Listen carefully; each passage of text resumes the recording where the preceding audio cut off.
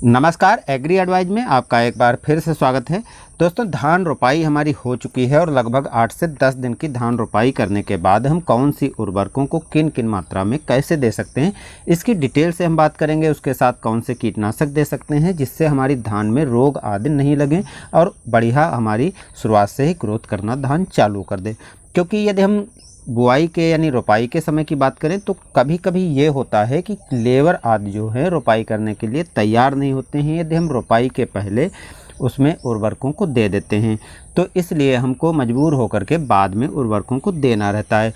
अब रोपाई के तुरंत बाद क्योंकि हम हर्बिसाइड का यूज करते हैं तो हर्बिसाइड और सभी उर्वरकों को तो हम एक साथ में नहीं दे सकते हैं, क्योंकि ऐसा करने पर बुरा इफेक्ट पड़ सकता है। तो इसलिए हमें उर्वरकों को बाद में देना रहता है।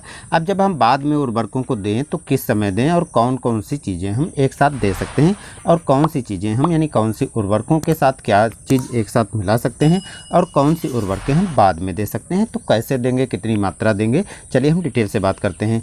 क्योंकि हमारे धान की फसल में खैरा की भी अधिकतर समस्या देखने को मिलती है, तो जिंक आदि भी हमको देना जरूर रहता है। यदि आपने शुरुआत में जिंक को नहीं दिया है तो जब आप धान रोपाई कर चुके हों, उसके 8 से 10 दिन का समय हो गया हो, तो उस समय आप जिंक को दे सकते हैं। जिंक की मात्रा आपको जो 33% की आती है उसकी 5 किलोग्राम देनी रहेगी। इसके साथ में 15% सल्फर भी मिल जाएगा, तो इसलिए सल्फर की भी पूर्ति साथ में हो जाएगी। क्योंकि सल्फर का भी काफ़ी अधिक महत्व होता है, तो आपको सल्फर भी देना रहता है। यदि आप 21% वाली जिंक ले रहे हैं तो 8 से 10 किलोग्राम मात्रा ले लीजिए और उसके साथ 3 से 4 किलोग्राम सल्फर भी मिला सकते हैं। 80 या 90% जो भी आपको उपलब्ध हो, आसानी से मिल जाए, उसका यूज कर लीजिए। अब इनको आपको अच्छी तरह उर्वरक में मिला लेना है। उर्वरक में केवल आपको इस समय जब आप जिंक दे रहे हो तो यूरिया को ही लेना है। यूरिया की मात्रा आपको 1 एकड़ के लिए 25 से 30 किलोग्राम ले लेना है। उसमें अच्छी तरह से मिला लें।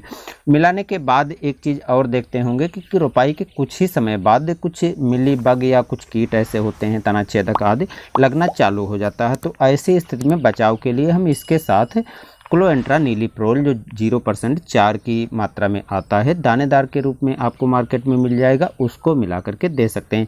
इसकी मात्रा की बात करें तो यदि आप 10 से 15 दिन पर ही इसको देना चाहते हैं तो क्योंकि इस समय आपके खेत में कोई रोग कीट नहीं लगे होते हैं, तो 4 किलोग्राम मात्रा ही आप दे करके बढ़िया रिजल्ट पा सकते हैं। यानी कम खर्चा आपका लगेगा, मात्रा केवल 4 किलोग्राम दे करके ही आपको बहुत अच्छा रिजल्ट मिल जाएगा। क्योंकि यदि कोई रोग कीट आदि लगना भी चालू होगा तो वो पहले से ही उस पर कंट्रोल हो पाएगा।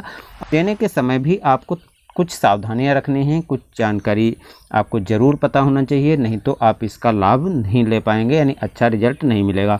तो जब 8 से 10 दिन की आपकी फसल रोपाई के हो चुके हैं तब आप कभी कभी देखते हैं कि थोड़ी बहुत बरसात हो जाने पर अच्छी नमी बनी रहती है। तो अच्छी नमी होने पर सीधे आप इन उर्वरकों को दे सकते हैं। कीटनाशक को जो आपने मिलाया है इसको दे सकते हैं। यदि पर्याप्त नमी नहीं है, पैर आपका मिट्टी में दब नहीं रहा है, तो आपको सिंचाई करनी है 1 से 1.5 इंच तक हल्का पानी लगा दीजिए। उसके बाद आप इसकी बुआई कर दीजिए। बुआई करने के बाद आप किसी भी अच्छे ग्रोथ प्रमोटर का स्प्रे कर सकते हैं जो आपको बुआई करने यानी उर्वरक बुआई करने के 24 घंटे के बाद कार्य कर लेने से बढ़िया इफेक्टिव रिजल्ट मिलेगा।